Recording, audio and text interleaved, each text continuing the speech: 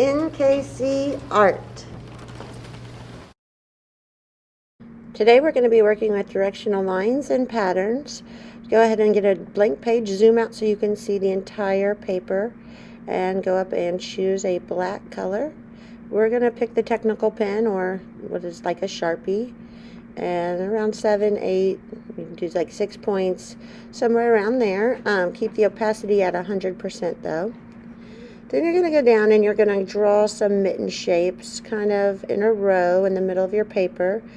Mittens can be kind of hard. If you wanted to go online and find a template of a mitten and import it and trace it, you're more than welcome to do that. Or you can just try to freehand draw it like I'm doing here.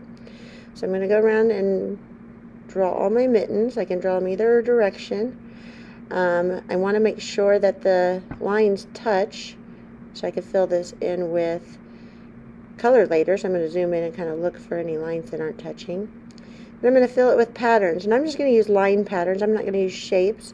On my mittens, I just want to use different kind of lines, like diagonal lines, vertical lines, wavy lines, any kind of lines that you can think of. To do the straight lines, you can use that straight line tool that I'm using at the top, where it has the two shapes, and then you choose the straight line. It's just a little difficult sometimes to make sure those lines touch. So you can always go back in with your Sharpie or technical pen later and make sure those lines touch before you fill it in with color. It's not always the easiest to drag down and get it exactly where you want it. Okay, that mitten's done, so I'm going to move on to the next mitten, and I think I'm just going to use my pen and draw this with my hand, some wavy lines.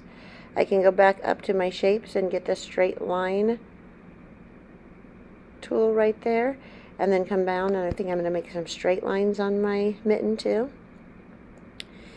Oh, and then if that happens, if something messes up, just use that back arrow. It'll take you right back. Don't mess around with using an eraser when you can just go back like that with the back arrow. I'm going to make some horizontal and some vertical lines with my line tool on this mitten, and then I'm going to click off that shape tool and go back to my pen and just kind of put some zigzags in on this glove.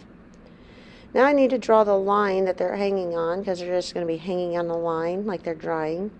So I'm going to go back to my technical pen and make it a little bit fatter, because I want my line to be nice and fat so you can see it. I'm going to start at one side of the paper and just kind of skip through and make it look like the line's connecting all of my mittens.